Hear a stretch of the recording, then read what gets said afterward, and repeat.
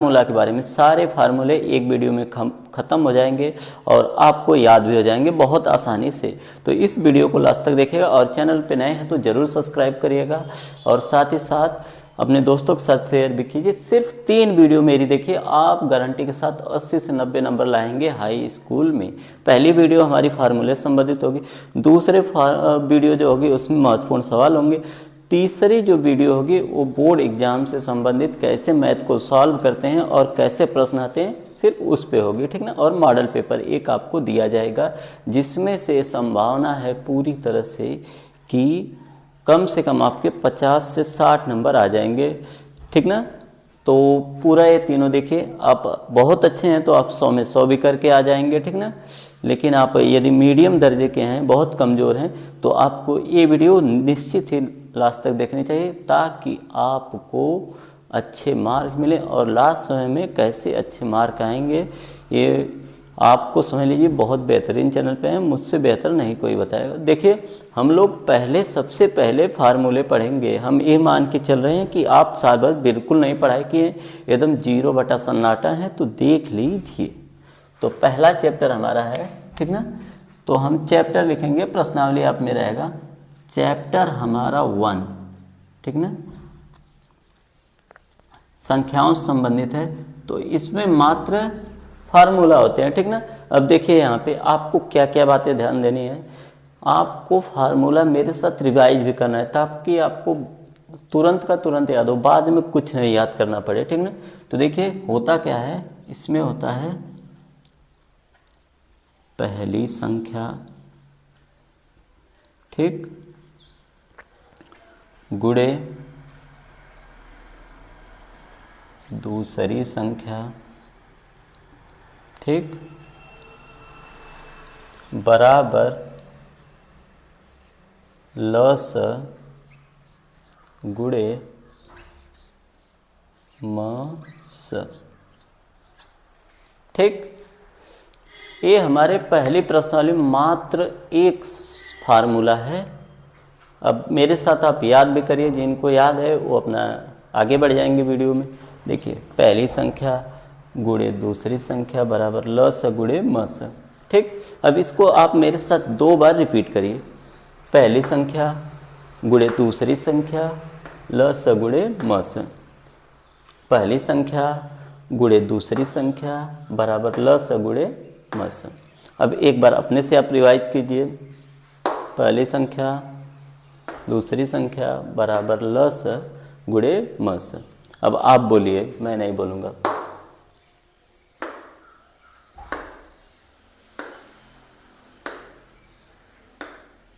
ठीक। अब एक बार आप वीडियो रोक के लिख भी सकते हैं या तो मन में गुनगुना भी सकते हैं, ठीक। ये फार्मूला याद हो गया होगा आपको। अब आपको इसको देखने की ज़रूरत नहीं है, आपको जैसे ही इसका सवाल आएगा आप लगा देंगे, क्योंकि सवाल मैं इस वीडियो के बाद दूंगा, ठीक ना। तो आपको फार्मूला याद रहेंगे तो सवाल बहुत आसानी से आप लगाएंगे। सबसे बड़ी यही समस्या होती है कि बच्चों को फार्मूला नहीं पता होते हैं, तरीका नहीं पता होता है, तो सवाल को नहीं हल कर पाते हैं, ठीक ना। तो देखिए अब हम बढ़ते हैं आगे की तरफ। इसको मैं मिटा रहा हूँ, ठीक ना। पहला चैप्टर हमारा क्लोज होता है इस फार्मूले के साथ। अब हम लोग बढ़ेंगे चैप्टर नंबर 2 के पास, ठीक। तो चैप्टर नंबर 2 पे पढ़ते हैं तो हमको जो मिलेगा, चैप्टर नंबर 2 है बहुलक है। कौन सा है? चैप्टर नंबर 2 है हमारा बहुपद। शायद गलती से बहुलक निकल गया है, ठीक ना। तो बहुपद में देखिए होता क्या है, बहुपद में होता है द्विघात, ठीक ना। तो द्विघात बहुपद का मानक समीकरण होगा, ठीक ना। देखिए द्विघात का जो मानक समीकरण होता है का मानक समीकरण, ठीक। ये बच्चों को बहुत परेशान करता है, तो आज आपको एकदम आसानी से आ जाएगा। देखिए कैसे परेशान करता है बच्चों को परेशान इस तरह करता है कि बच्चे बेचारे हमेशा इस फार्मूले को लेके बहुत ही परेशान रहते हैं, ठीक ना। स्याही भर दूं मैं थोड़ा, हाँ ठीक। देखिए द्विघात का जो मानक समीकरण होता है वो होता है ax² plus bx plus c बराबर 0। ठीक, ये होता है फार्मूला। हम इसको कैसे याद करेंगे? हम लिखेंगे ए, फिर लिखेंगे बी, फिर लिखेंगे सी। ठीक, कोई दिक्कत? अब देखो बीच में लगा देंगे प्लस, ए बी सी तो आप पढ़े ही हैं। अब 2 घात का है तो लिख देंगे 2 के पास x, एक ए के पास x, एक बी के पास x। और पहले वाले में रहेगी 2 घात, दूसरे वाले में रहेगी 1 घात, नहीं लिखेंगे, और इसमें रहेगा ही नहीं x बराबर 0। तो ये हो गया हमारा 2 घात का मानक समीकरण। कोई दिक्कत आपको नहीं होगी, ठीक ना?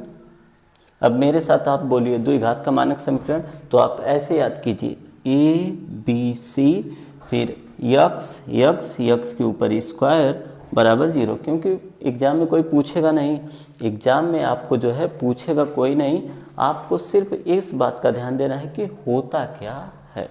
तो देखिए A X square plus B X plus C बराबर 0 कैसे होता है? ये होता है ए, ये होता है बी, ये होता है सी बराबर 0। ठीक, अब 2 बार मेरे साथ रिपीट कीजिए, A X square plus B X plus C बराबर 0, A X square plus B X plus C बराबर 0। एक बार आप अपने से बोलिए, A X square plus B X plus C बराबर 0। ठीक, अब हमारे पास 2 फार्मूले यहाँ से निकल के आते हैं। एक आता है, देखिए एक आता है हमारे पास ये वाला फार्मूला, रुक जाइए,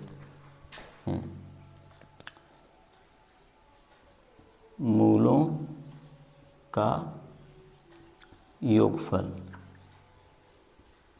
ठीक, और एक आता है मूलों का गुणनफल। ठीक, ये 2 फार्मूले हमारे पास आते हैं। ठीक, तो देखिए इधर इसको बहुत आसानी से याद कर लेंगे हम। देखिए हम इसको नंबर दे देते हैं 1 2 3। कोई दिक्कत यहाँ तक? देखिए अब देखिए जो 1 पे आया है वो हमेशा बटा में जाएगा, तो बटा ए, नंबर 1 चला गया। ठीक, इसी से हम बना रहे हैं, ठीक ना? अब देखिए पहले योगफल होता है, तो योगफल पे कौन है? बी, तो बी बटा ए। अब देखिए प्लस का उल्टा लगा देंगे हम माइनस, तो माइनस बी बटा ए होता है मूलों का योगफल। और देखिए अब गुणनफल है, तो गुणनफल हमारा अगला वाला आ जाएगा, ये योगफल हो गया, तो गुणनफल पे क्या होगा? सी बटा ए। और ऐसे भी आप अनुमान लगा सकते हैं। देखिए पहले पे ए आता है तो ए हो गया नीचे, दूसरे पे बी आता है तो बी हो गया योगफल में, क्योंकि प्लस का माइनस, और सी वाला देखिए गुणनफल है तो ज़्यादा होगा, क्योंकि जोड़ने पे कम, कोई भी अंक आप जोड़ेंगे तो कम मिलेगा, ठीक ना? तो इसीलिए माइनस लगा के ये दूसरा वाला, और जब गुणा करेंगे तो वो अंक क्या हो जाता है? ज़्यादा मिलता है, तो इसीलिए सी बटा ए। आपको क्लियर हो गया होगा। इसको एक तरह से और लिखता है अल्फा प्लस बीटा बराबर माइनस बी बटा ए, और लिखता है अल्फा माइनस बीटा बराबर सी बटा ए। ठीक, ऐसे आपको फार्मूले मिल सकते हैं।